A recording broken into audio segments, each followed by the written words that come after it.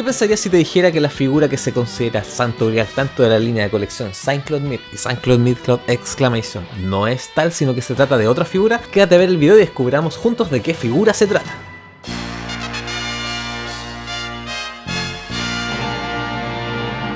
Cuando hablamos de un santo grial en el coleccionismo nos podemos referir a una figura un tanto difícil de encontrar, ya sea por su rareza o por lo limitada, lo cual se traduce, generalmente, en un elevado valor en el mercado informal. Así, por ejemplo, para Star Wars en el año 79 existieron muy pocas unidades de un prototipo de preproducción del personaje Boba Fett, figura que no llegó a comercializarse, por lo cual estos prototipos alcanzan los valores de $525.000. Claramente Caballeros del Zodiaco no se queda al margen y a lo largo de los años han existido varias piezas de colección que han alcanzado el rango de santo grial. Por ejemplo, para la línea de figuras Saint-Cloud Series, más conocidas como figuras vintage, los santos griales son las cajas de Pandora de los santos de bronce, a las cuales podías acceder solo si recortabas el cupón de determinados juguetes, los enviabas a las oficinas de Bandai hasta noviembre del año 87 y si resultaba ser uno de los 8.500 afortunados seleccionados por lotería, podías ser el acreedor de uno de los 5 modelos al azar. Estos son 1.700 unidades de cada una de las Cloud Boxes. Puede sonar alto este número de 8.500 unidades, pero existe la certeza de que cada personaje comercializado hasta la fecha de esa campaña tuvo una tirada en promedio de 180.000 unidades, es decir, el potencial 5% de los consumidores, principalmente niños, de esa fecha pudo conseguir una caja al azar, por lo que a día de hoy muchas de esas cajitas pudieron haber terminado rotas en la basura, limitando su stock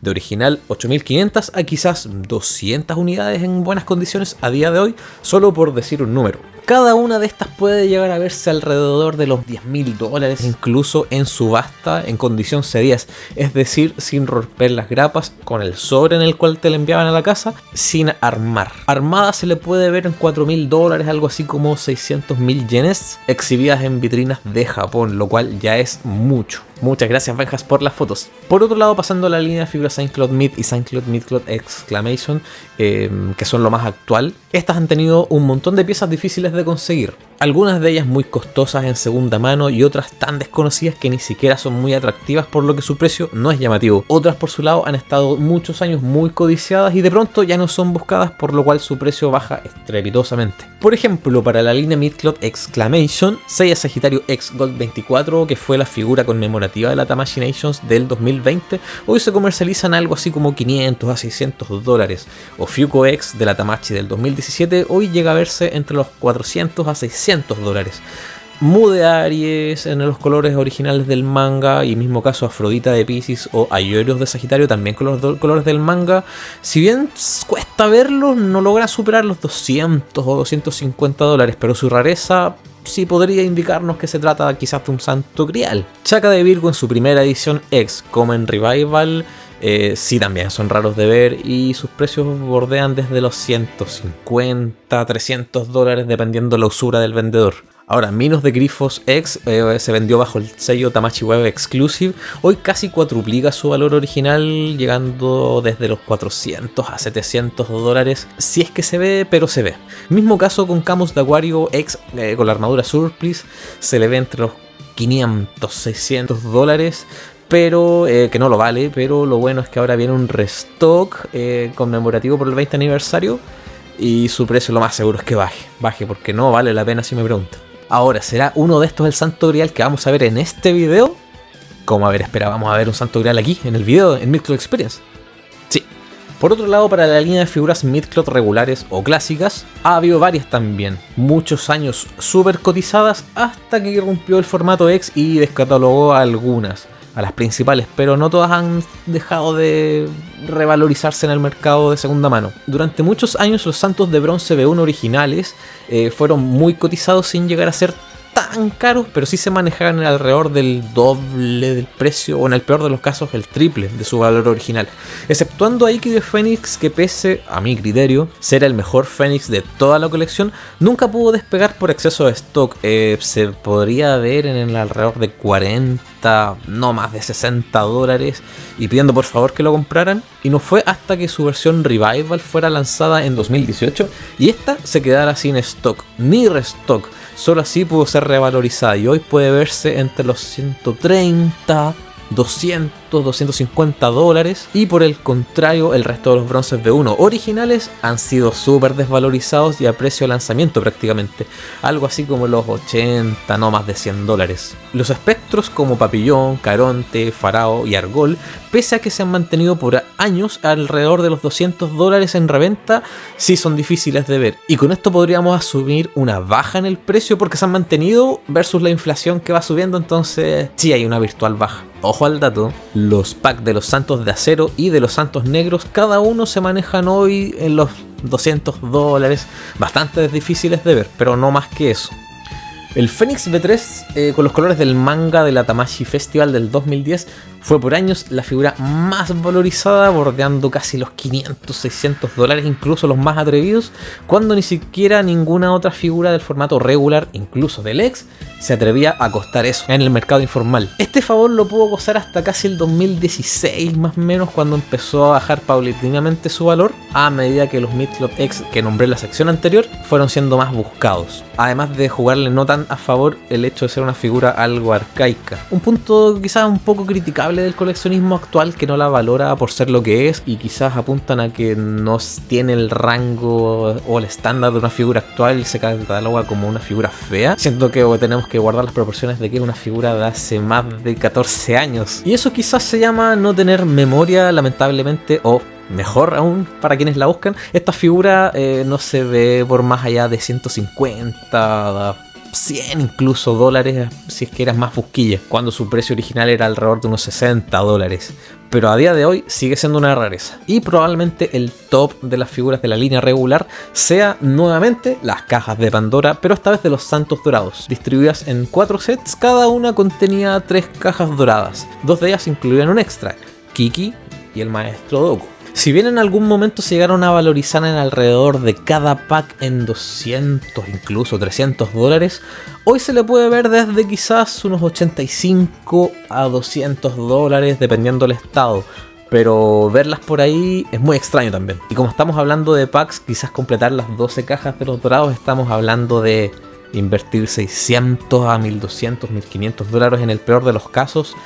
Y eso es lo que lo convierte en una rareza o una exclusividad, en querer invertir este monto en simplemente 12 cajas que quizás no aporten mucho, o quizás sí. Ese es su valor, quizás no monetario, sino que el acceder a algo tan difícil por su costo. Ahora, ¿será uno de los santos griales de este video?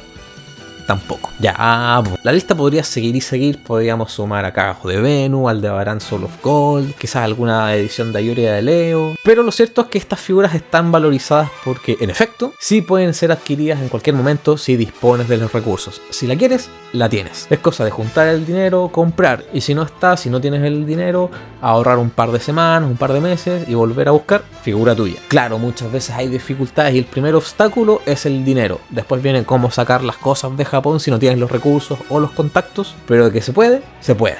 Entonces, tan imposibles de conseguir no lo son. Dicho esto, no son santos griales, ninguno. Algunas de estas figuras son de venta retail con menor stock a lo habitual para todo el mundo, lo cual hace estas figuras más escasas.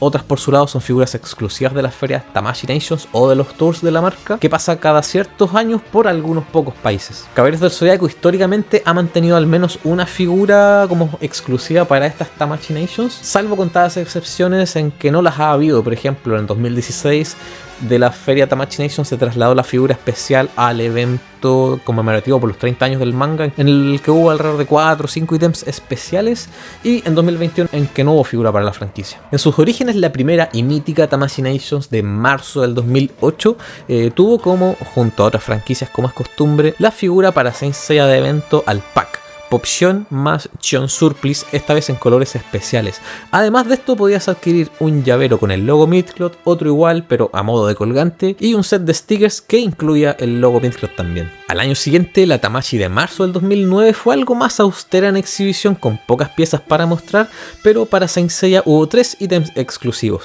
Un llavero con el logo Midcloth, esta vez en color dorado, un set con los emblemas de los 12 signos en dorado y plateado para acoplar a las bases que se vendían en esos años, y el apéndice de Géminis con los colores del manga. Lo importante es que ese mismo año, en octubre, se impuso la Tamashii Nations Autumn 2009, es decir, para otoño, y este evento fue súper importante ya que conmemoraba la venta de 5.5 millones de figuras vendidas hasta esa fecha desde 2003. Fue una exhibición con prácticamente todas las figuras vendidas hasta ese entonces, con material de memorabilia de toda la franquicia, celdas de animación, algunas figuras vintage o prototipos en sus primeras fases de diseño.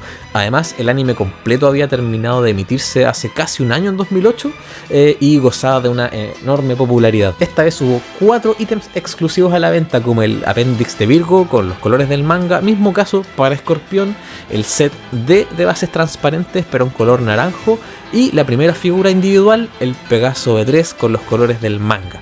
¿Será este acaso el santo grial de toda la colección?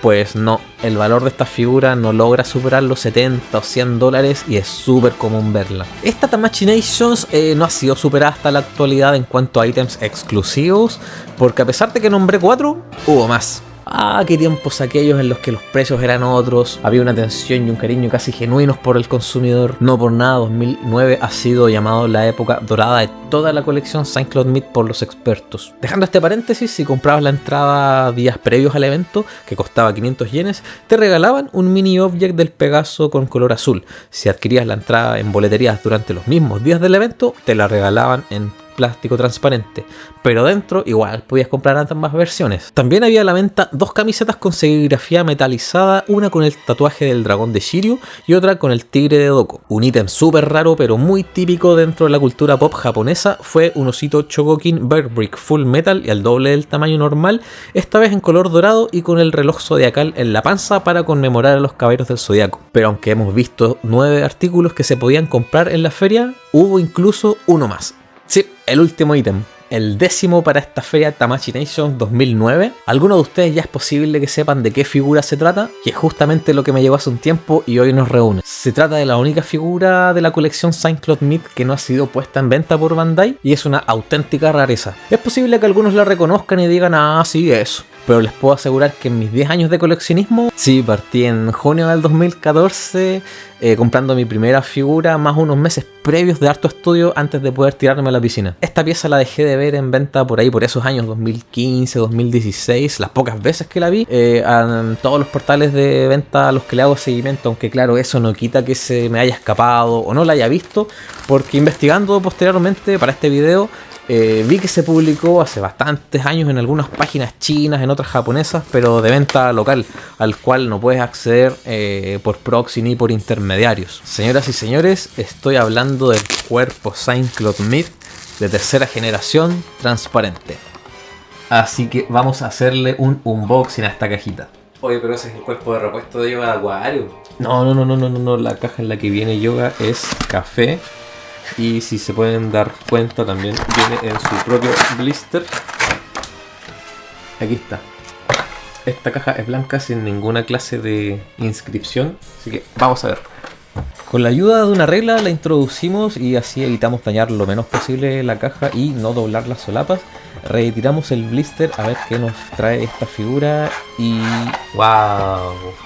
Es realmente transparente. ¡Ajá! Viene vacío, te estafaron. ¡Rayos! Ahora ustedes dirán, pero Mati, es un simple cuerpo regular de toda la vida. ¿Qué de especial tiene un miserable cuerpo transparente? Y aquí comienza lo interesante. Creo, muy a título personal, que esta pieza puede considerarse como la corona de lo que puede hacer una colección Saint Claude Meet, incluso Saint Claude Meet Claude Exclamation. Como les mencioné hace un rato, con todas las otras figuras es cosa de revisar, juntar el dinero en muchos casos, porque no deja de ser. Entonces, como rareza, no creo que lo sean, son simplemente costosas. Este caso es distinto y vamos a hablar de su historia. Como pudieron apreciar, para esta Tamashii Nations 2009 hubo 10 productos a los cuales podías acceder de la franquicia Saint Seiya, a diferencia de lo normal que suele ser una figura exclusiva y en contados casos algún regalito conmemorativo en forma de boleto o de papel. Ese año la feria se llevó a cabo los días 2, 3 y 4 de octubre y Bandai quiso ir más allá y tal vez regalonear de una forma más exclusiva a los fans más curiosos. Y bueno, literalmente no fueron 10 ítems a los que podías acceder, fueron sí los 9, porque este cuerpo estuvo súper limitado y te lo entregaban en un stand que se llamaba El Rincón de la Experiencia de Montaje Saint Claude Meet, donde el personal del equipo desarrollador de Bandai te enseñaba a armar pieza por pieza a este cuerpo cuerpo desde cero. Solo podías llevártelo a casa si fuiste capaz de acoplar todas sus partes sin fallar en el intento y obtener un muñeco totalmente funcional de este cuerpo de tercera generación. Te entregaban un blister y esta cajita blanca para poder guardarlo, además del comprobante con la hora de tu llegada al stand a modo de certificado. Los afortunados en tener esta figurita fueron las primeras 70 personas que llegaban al stand cuando abría la feria a primera hora de la mañana. Les corcheteaban al boleto un comprobante con la hora en la que debían volver a participar del montaje de las figuras, porque entraban en grupos de 10 durante toda la jornada, por lo que Tamashii les aconsejaba no alejarse del lugar. Si no llegaban a la hora pactada, perdían la oportunidad, porque la única forma de acceder a este boleto era con una entrada al evento comprada en preventa para el día en específico. Entonces, si no llegabas a la hora, si perdías tu oportunidad, literalmente la perdías, porque no te servía otro boleto ni para ese día ni para el siguiente, porque las entradas ya estaban agotadas. Y dado que la feria duró 3 días, el stock que se entregó de esta figura fue de 210 unidades. Verla por ahí publicada es muy raro, y el poco registro que hay de ella se limita a unas pocas fotos y reportajes de la época en fotos en 240 píxeles. Ya que no tuvo precio de comercialización, valorizarlo a día de hoy es casi imposible. Y dependerá mucho del caso a caso, del estado en el que se encuentre, aunque creo que eso no importa mucho en este caso, y del ánimo del vendedor si es que existe nuevamente uno con la intención de soltarlo. Pero en sus primeros años dicen los registros que no se le veía por menos de 300 o 600 dólares en esa época, tipo en 2012, 2013, lo cual a día de hoy por la inflación podemos trasladarlo a quizás a 500 u 800 dólares si es que no más. Hay quienes incluso afirman haberlo visto a un precio mayor al de Ofiuco. ¿Pero ustedes creían que solo íbamos a hablar de números y precios? Nah, qué aburrido. No es lo esencial ni del video ni del canal. Vamos a armar esta figura, señoras y señores, como lo hicieron casi 200 personas hace más de 15 años. Así que vamos a compartir la experiencia de montarlo pieza por pieza. ¡Vamos! Puede parecer que esta figura está compuesta principalmente de dos materiales, uno transparente y otras en plástico negro, pero lo cierto es que, como casi cualquier otra figura del formato Saint-Claude Myth o de la línea SH Figuarts, o incluso gran parte de figuras de acción de Bandai y de otras marcas, los materiales son 5, y estos son PVC, que se trata de las partes con textura como de goma, un plástico más blando y que tiene cierta flexibilidad, como las partes de las piernas, los brazos o el cabello, que en este caso no aplica. Al no ser tan rígidas y tener cierto rango de deformabilidad, permite que las partes de la armadura se sostengan simplemente a presión sobre ellas mismas. A estas partes se le acoplan las articulaciones de plástico negro, que se trata del POM, que es un material bastante duro y que resiste muy bien al roce entre piezas del mismo material, ofreciendo una excelente mecanicidad de las partes articuladas como rodillas, hombros, codos o manos.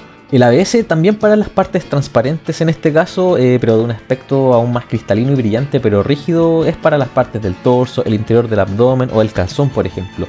Es el polímero con el que están fabricados los Legos, y las piezas de este material están destinadas a que sean cubiertas por la armadura, ya que por sí sola no pueden sostener a otras piezas porque no tienen casi la capacidad de formarse, como si lo tiene el PVC. Su unión es mediante tornillos. Y por último, el famoso SAMAC, normalmente conocido como diecast. El SAMAC es el material metálico fundido e inyectado a presión, de ahí el nombre diecast, que es el proceso, con el que están fabricados los pies y para el resto de figuras las partes de la armadura metálica. Es un material sumamente resistente al desgaste y a la compresión, que puede ser cromado y pintado, con un muy bajo nivel de oxidación y altísima dureza en función de la proporción de los componentes de los que está hecha la aleación, que son zinc, aluminio, magnesio y cobre, Kupfer en alemán, de donde es originario, así que se toman las iniciales para darle nombre al material.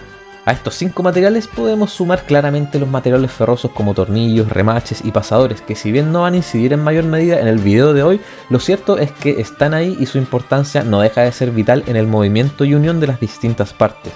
Y aunque no lo parezca, estamos ante la asombrosa cantidad no menor de 97 piezas solo para montar el muñeco base de una figura Midcloth. La armadura es tema aparte, así que sin más demora, vamos al armado.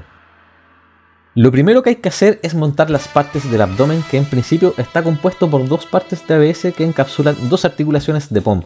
Estas conectarán al torso y a la ingle. Las bolitas de la articulación tienen una perforación por la que se aloja un trocito de goma que permitirá cierta fijación a la hora de unir ambas piezas transparentes mediante 2 tornillos a sus costados. Como ven, un solo tornillo no es suficiente, ya que queda todo súper suelto. Ahora con el segundo ya todo se aprieta y así las gomitas de las bolas se microexpanden y ejercen su fijación.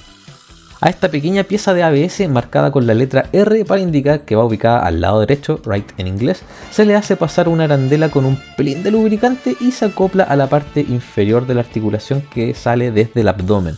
Marcada también con una letra R, esta pieza negra en POM se hace pasar a través del tubito de la pieza que acoplamos recién y se encapsula con la parte complementaria a modo de sándwich y debe fijarse con un tornillo. Importante cambiar cada vez que sea necesario la punta del atornillador al calibre correcto para no malograr la cabeza del tornillo que estamos colocando. Atornillamos hasta la presión necesaria sin llegar a quebrar la diminuta pieza, porque sí puede llegar a pasar. Hecho esto, repetimos el mismo proceso con el otro lado, con las piezas indicadas ahora con la letra L para indicar que se trata del lado izquierdo, del inglés left. Fíjense que la arandela ahora impide el roce entre la ABS y el POM, logrando una movilidad adecuada.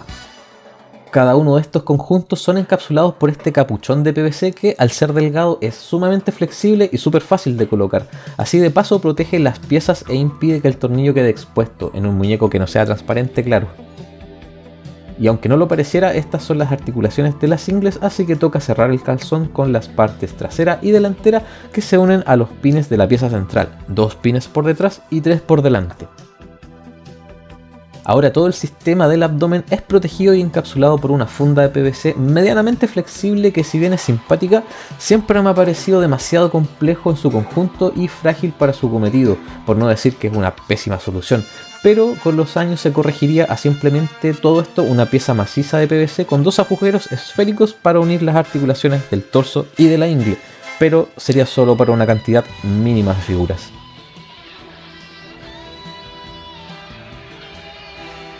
Los muslos en un PVC lo suficientemente translúcido nos indican por dentro a la altura de la rodilla si se trata para la pierna derecha o izquierda mediante las letras R o L respectivamente, aunque al ojo igual podemos detectarla, pero nunca está de más. La conexión principal se hace contra la articulación cilíndrica de la ingle hasta que haga pop.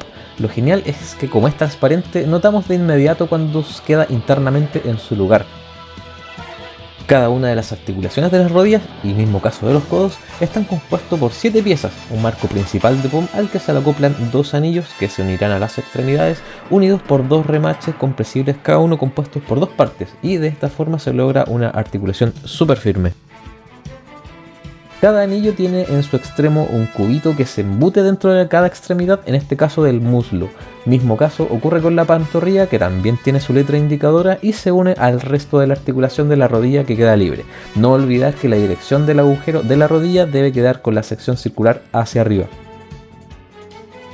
La otra pierna, como ya podemos darnos cuenta, lleva la letra L en el muslo y la pantorrilla, y el proceso es exactamente el mismo. Las botas están compuestas por 8 partes, 4 metálicas en zamac en la punta, el tacón y 2 para el tobillo, 3 pasadores metálicos y un anillo de PVC. No desarmé la bota, ya que si bien 2 pasadores sí se pueden sacar, el trasero, una vez en su sitio, es imposible retirarlo. El vástago se introduce a la parte de la pierna hasta que llega a tope, y repetimos con la otra bota. Pasando los brazos, tenemos una articulación de POM compuesta por 4 partes, 2 móviles y las partes del remache.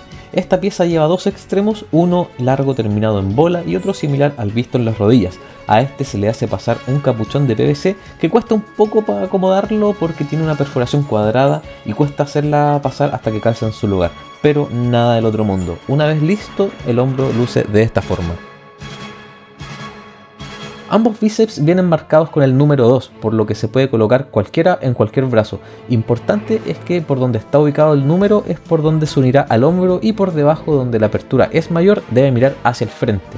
Así, el acople macho hembrado es igual al visto en las rodillas, siempre a presión hasta que vemos que queda en su sitio por dentro. El concepto de la articulación del codo es el mismo que la rodilla. También cada una de las partes de POM tiene la letra correspondiente para decirnos en qué brazo debe ir, y el enganche más corto se une al bíceps. Por su lado, el extremo más largo se unirá al brazo.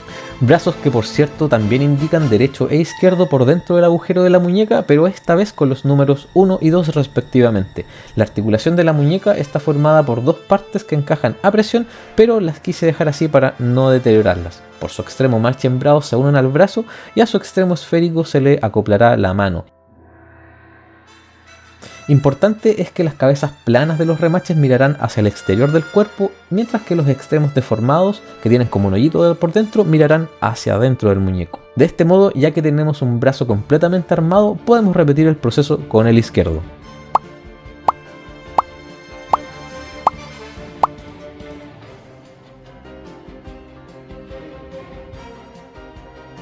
El torso está compuesto en su mayoría por partes de plástico rígido ABS como la espalda, el pecho o la tapa frontal.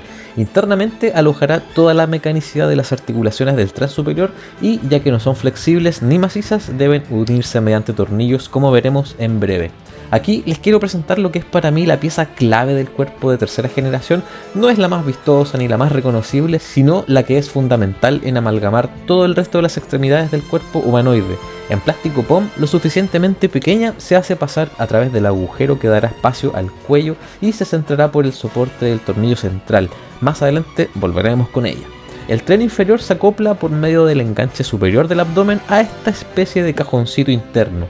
Este anillo esférico de ABS encapsulará la proyección de la articulación del hombro y juntas conformarán la articulación de la clavícula. El extremo de bola será presionado por un espacio esférico que formarán la parte interna de la espalda y la pieza central. Como es transparente, creo que no logra apreciarse bien lo que digo, así que me ayudaré con otro cuerpo igual, pero de los normales. Así la bolita queda aprisionada por estas dos piezas. Detalle es que por dentro la pieza clave tiene unas gomitas que mejoran la sujeción de la bola y lograrán una movilidad más firme. Toca colocar el otro brazo en su posición, pero con el muñeco de pie se torna un poco difícil, así que lo vamos a acostar. Así es mucho más cómodo poner la parte delantera del pecho, que se fija mediante 3 tornillos. El central tendrá una acción triple, ya que fijará la espalda con la parte delantera, mantendrá en su posición a la pieza clave, que a su vez terminará de contener las articulaciones de las clavículas, sin que éstas se salgan de su lugar. Por su parte, los dos tornillos laterales terminarán por unir todo al mismo tiempo que ejercen la fuerza necesaria que comprime las gomitas de la pieza central, quedando los brazos totalmente fijos pero con un nivel de movimiento adecuado. Ahora, esta tapa que representa los pectorales, y a pesar de ser transparente en este caso, es otra de las innovaciones de este cuerpo de tercera generación, y es que terminará por tapar estos últimos 3 tornillos, afirmándola ¿a dónde? Pues a la pieza clave central, cuyo último extremo que se asoma es esférico, pero al mismo tiempo tiene una estructura como de cruz que deja unos pequeños huecos que mejoran la fijación entre el POM rígido y el cuello de PVC, al mismo tiempo que ofrece un movimiento más firme. Por arriba irá una pieza pequeña con 2 terminales de bola, uno de ellos liso y de menor diámetro se unirá al cuello, mientras que el otro más grande será para el rostro.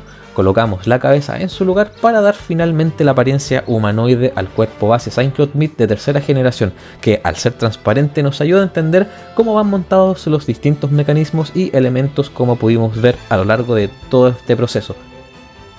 Pero ¿recuerdan que les dije que este cuerpo se lo llevaban a casa una vez lo armaban exitosamente? Pues bueno, no era en la mano, no era en un bolsillo ni en una bolsa. La compañía les entregó a los participantes un pequeño blister que almacena la figura y una caja blanca sin ninguna clase de rótulo, al más puro estilo de las figuras Presento de la línea Vintage. Este cuerpo, sin lugar a dudas, es una auténtica rareza dentro de toda la colección de figuras Saint-Claude Myth, desde que comenzó en noviembre del 2003 hasta la actualidad, incluso considerando el formato Exclamation. A lo largo de esta travesía sí han existido ítems muy raros, otros algo esquivos, cada uno con distintos niveles de dificultad a la hora de querer conseguirlos, pero como dije al final del reportaje, el llegar a obtenerlos se traduce netamente en tener el presupuesto que el vendedor de turno esté pidiendo, ya que las figuras siempre están ahí disponibles, caras pero están. Esta en particular es muy difícil de ver, por no decir imposible, pero eso no quiere decir que en un futuro incierto vuelva a aparecer la próxima semana, el próximo año o quizás en unos cuantos más. Es por eso que muchos sí consideran que esta realmente sea el santo grial de toda la colección, cotizada hace algunos años más que el mismo Ofugo incluso. Su estima dentro de los coleccionistas más hardcore se le atribuye a que fue un stock tremendamente limitado de 210 piezas versus una línea de producción normal que bordeaba las 67.000 unidades en esa época, es decir, cerca del 0.3% de los coleccionistas tiene una de estas en sus casas, si es que aún se conservan. Recuerden que, como les dije, las Pandoras Vintage apuntaban a un eventual 5% del público. Además, el valor nostálgico que representa una figura perteneciente a la época dorada de la colección, a la cual solo unos pocos real privilegiados pudieron acceder a modo de regalo por parte de la compañía, cosa que literalmente no sucede nunca, incrementa su estatus. Años en los que Bandai nos ofrecía piezas hermosas como los Appendix a precios súper razonables y otros aditamentos que complementaban la colección, época en la que se respiraba un real disfrute al esperar mes a mes la próxima figura, según cuentan los coleccionistas de la vieja escuela. Sentimiento que poco a poco se ha ido diluyendo con la llegada del formato VX desde 2011, que busca simplemente vender por vender. Si gustan, podría elaborar un video hablando de por qué el formato Exclamation puede no ser lo grandioso que creemos bajo mi punto de vista.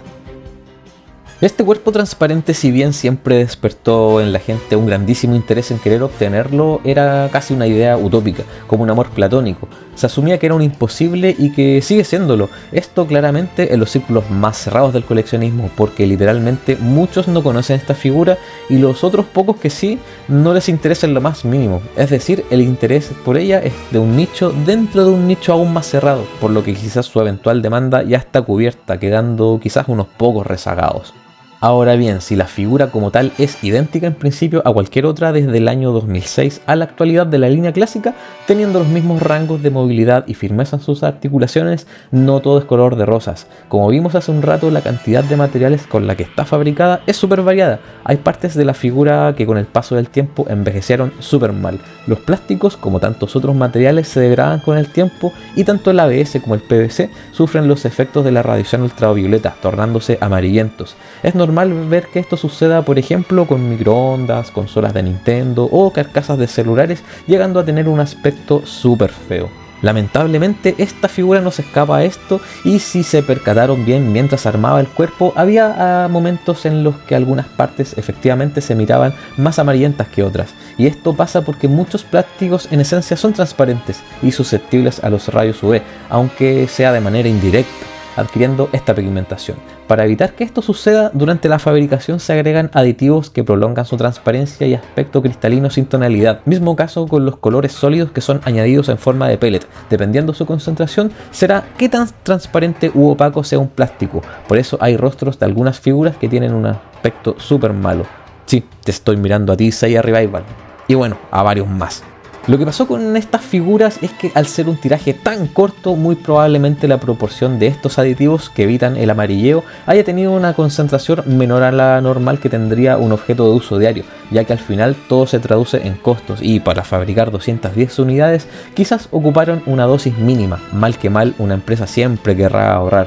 Lo mismo con los tornillos, estos venían súper oxidados en mi unidad y ese óxido lamentablemente se traspasa al plástico, el cual es muy difícil de remover, pero como soy busquí y perfeccionista, le hice un tratamiento a todas las partes del cuerpo y lo volví menos amarillo de lo que me había llegado, quedando súper transparente. Claro, los tornillos los tuve que cambiar porque si miran en sus figuras de la época o incluso antes, no tienen ni los remaches ni los tornillos oxidados.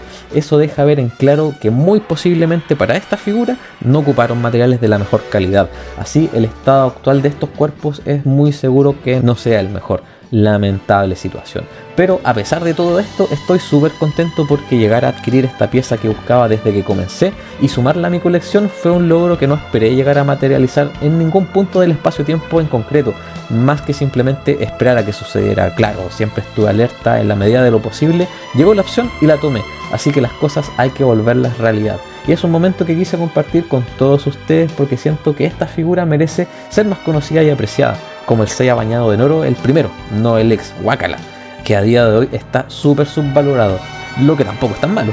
Revisión que te comparto por acá arriba. Y hablando de cuerpos transparentes en el lore de Saint Seiya, es muy probable que durante el video a más de algunos se le haya ocurrido porque en conversaciones con amigos ha salido el tema a flote. En vista de que existe este cuerpo transparente, nada descarta que la propia Bandai, o alguna marca alternativa, ¿por qué no?, se lance con un Escarlate de Escorpión, personaje del manga secuela de Saint Seiya que posee un cuerpo invisible y bueno, no podía dejar de jugar y darle al menos otra utilidad a esta simpática figura, ocupando las piezas del midcloth clásico y las del Appendix de Milo.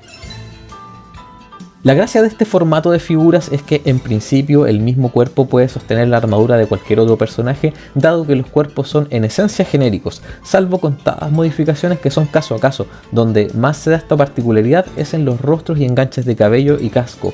Bajo el cuello son casi todos iguales y compatibles, diferenciando claro este formato clásico con el Exclamation. Y bajo este mismo concepto, en la línea Midcloth regular, es muy difícil ver que los rostros o mecanismos de unión al cabello se repitan de personaje a personaje, tornándose incompatibles a la hora de querer intercambiarlos. Prácticamente no hay excepciones porque son cabezas y no rostros, y justamente esta cabeza transparente se parece mucho a las únicas pocas cabezas completas que existen, como la de Krishna, Afrodite, Shion, el Sagitario Fake o Géminis, y en efecto al parecer se recicló la de Saga. Pero él no está solo, están las versiones de Saga Malvado, Junini, la de los Appendix, Canon de Dragón Marino y Saga Espectro. Entonces embarquémonos en la misión de descubrir si esta es una cabeza dedicada o la reutilización de una preexistente. Lo primero es descartar los rostros con los ojos cerrados como el de Saga Espectro y el de Saga del Appendix, ya que los párpados no tienen relieve y las pestañas son un simple delineado. Además, las cabezas del Appendix tienen un mordisco en la nuca, por lo que la de Canon también queda descartada. El rostro más parecido y contemporáneo del 2009 es el de Saga Espectro. Tiene toda la pinta que sí, tiene la misma nuca, pero vamos, no dice nada por dentro del hoyito de arriba. ¡Qué mal! El rostro malvado de Canon de Dragón Marino también se parece, pero tiene un mordisco en la nuca y una protuberancia por delante del hoyito, así que tampoco es. La cabeza de Canon de Dragón Marino en su versión malvada misteriosa es idéntica a la anterior, así que queda descartada.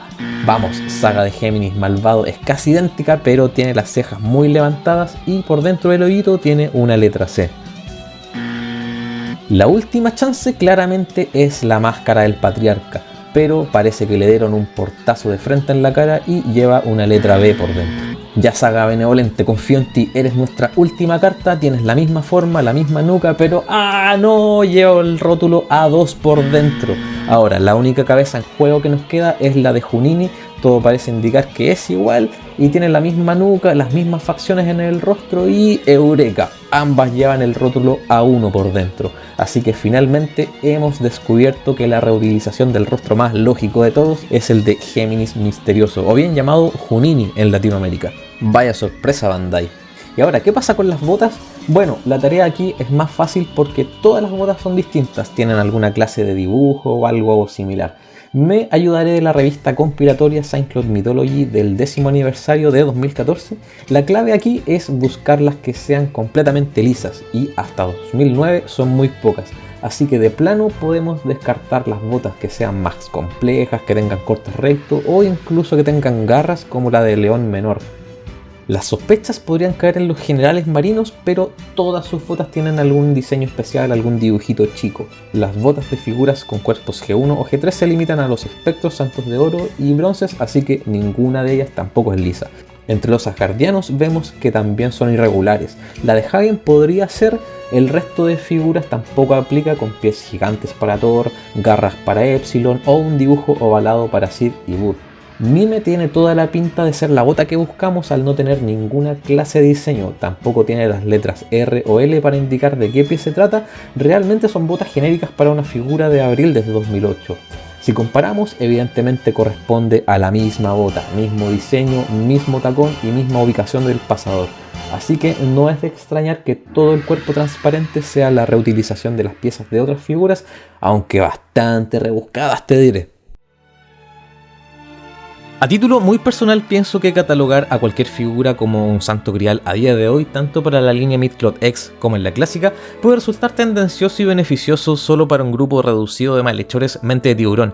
Si bien es innegable que hay figuras a las cuales es muy difícil acceder, lo que implica en algunos casos un elevado precio en reventa, lo cierto es que la misma Bandai se ha encargado de sepultar a las figuras que han alcanzado este hipotético rango. Es solo mirar las veces que han sacado un inesperado restock de figuras escasas, sepultando casi en el acto los valores de venta informal. Así, si miramos portales de subastas, las figuras que creemos son las más caras del mercado no logran venderse en meses, por lo cual el público indirectamente se da cuenta de que esos no son los valores adecuados al ver, por ejemplo, un Ofiu con $400. No basta con decir con qué tal o cual figura está valorizada en qué precio, porque simplemente no se venden. Por eso, si estás interesado en alguna de las figuras que vimos al principio, lo más sensato es mirar cómo se comporta su precio a lo largo del tiempo y si realmente tiene salida a ese precio.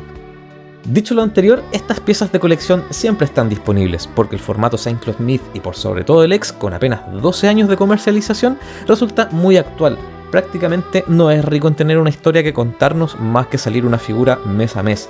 Al mismo tiempo, siento que esta clase de coleccionismo tiene una altísima cuota de subjetividad, por lo que sí llamar santo grial a X figura dependerá mucho de nuestras propias expectativas, ya sea una figura altamente costosa en billetes, otra tan escasa que haya que batirse a duelo con otra persona para obtenerla, sin que esto se traduzca necesariamente en dinero, o simplemente tratarse de la mejor representación de nuestro personaje favorito. Así, los invito a que sean ustedes mismos quienes cataloguen como santo grial a la figura que estimen conveniente bajo las razones que se adecúen a sus propias realidades. Para mí, es este cuerpo transparente que tardé 10 años en conseguir, recorriendo varios lugares y escarbando por aquí y por allá, casi como un pirata buscando un tesoro.